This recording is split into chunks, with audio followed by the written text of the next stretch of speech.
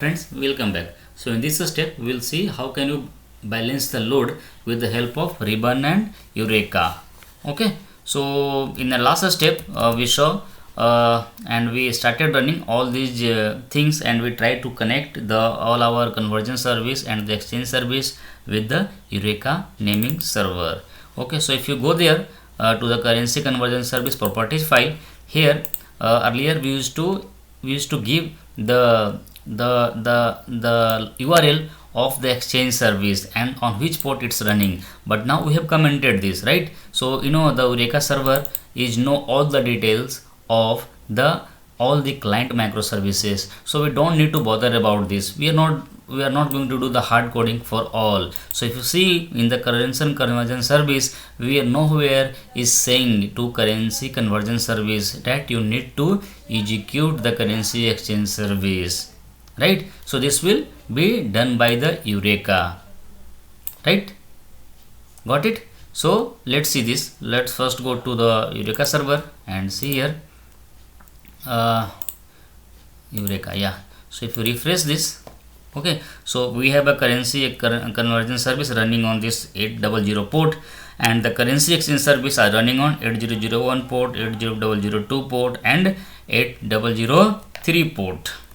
Okay, so in the we have already seen like currency conversion service are getting connected with Eureka server with the help of the fan client, and it's getting it was getting load was getting distributed among all these three instances of the exchange service. So currency conversion service is now capturing the port or the IP of exchange service. So he knows only about the Eureka server. So we'll connect with the ribbon, and ribbon will route first, will ask it to go to the Eureka server, and it will ask, hey Eureka server, do you have any instance of the exchange service, okay, which are running on any port or any IP address? Then Eureka server will look if there is any exchange service are registered with Eureka server. So if registered, it will have information on which port is running, on which IP is running. Okay, and if it's found, it will give the report to the currency conversion service ribbon, and thereafter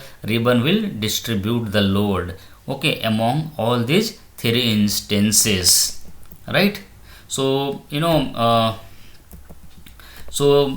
have seen like once it's getting started, it got registered here, okay, and currency conversion service is getting all the information from the Eureka server, right? So let's first we don't need to do anything. We have already commented this. This was the only part that we had done in the currency conversion service as a hard coding. So we don't need to do anything. N number of instances you can create, and it will get registered with Eureka server, and it will now connect to the Eureka server instead of the currency conversion service IP and the port. Okay, so let's go there. Okay, we know like these three instances are running on this different port. Okay, now go to the our currency conversion service, okay, and try to convert USD to INR or euro to INR. Okay, and let's try to run this and see how and where its load are getting balanced. Okay, so let's refresh this. Yeah, so if you see this euro to INR quantity is 30, exchange rate is getting from the exchange service is 80. So if you multiply this, total calculated amount is 24, and this exchange rate response are coming from port 8002. Okay, so again refresh this. So now this time the exchange rate came from the exchange service which are running on the port 8003. So let's refresh this again. So now if you see this again, the exchange rate now coming from the exchange service which is running on the port 8002. So if you refresh this every time, the port are getting changed. So each time it's routing to the different instance, right? So let's try to download one of the instance and see the load. Okay, so go to the here and currency exchange service, let's down the 8031, right? So I'm just closing this, yeah, and try to refresh Eureka. So currently it's 3. Now it should appear 2 here. If it's not coming, we'll have to restart the server. Yeah, it's not coming. So let's terminate all these.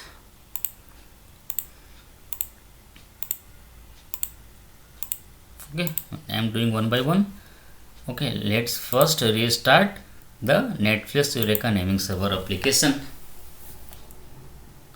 Let it be restarted. I'm just maximizing this.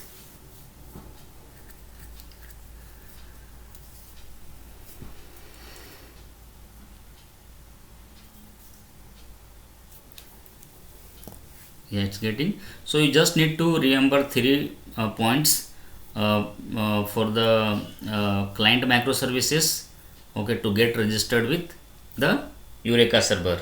To enable the discovery client, maintain the dependence POM Eureka jar into the pom.xml, okay, and give the URL of naming server. Yeah, it's started. Go here and refresh this. There should be no instance running. Yeah, no instance available. So now just run only the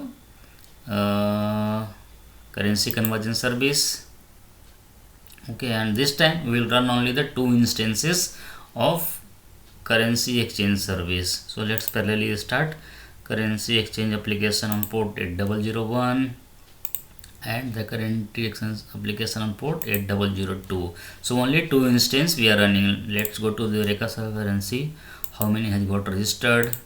So only the currency conversion service has started and it has got the service registration with Eureka server. Let's keep refreshing, okay, and see if the microservices service registration are done.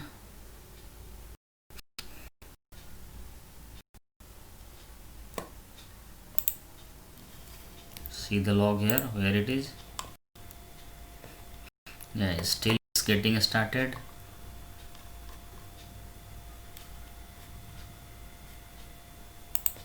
It started. Now go here and refresh this. Yeah, exchange service. Now it's running on 8001 and 8002 port. Let's go there and refresh this. Okay. So what is the error? Let's see. Mapping, you are seeing this fallback internal server error 500, right? Still it seems it's not started properly. Okay, so let's check this. Refresh one more time if it got restarted correctly. Not. Go to here, okay, and check the log. Yeah, load server balancer does not have a available server for the client exchange service, right? So go there. It seems we have not started the server correctly. So let's see what all has got started. See here. So we have a Netflix, we have a currency conversion service application running, currency exchange application running, currency exchange running. It seems some issue on 8002 port. Started now. Let's see. Yeah, it was not started, so we need to wait maybe some couple of seconds. So this exchange rate are coming from the 8001 port. Again refresh this. Now it's coming from 8002 port. Refresh this 8002 port. Refresh this 8001, 8002. So only from the 2 instances coming, since we had down the instances which are running on 8003 of exchange service. So this is how you can do the load balancing and you can achieve this Eureka naming server. So this is all about the Eureka naming server.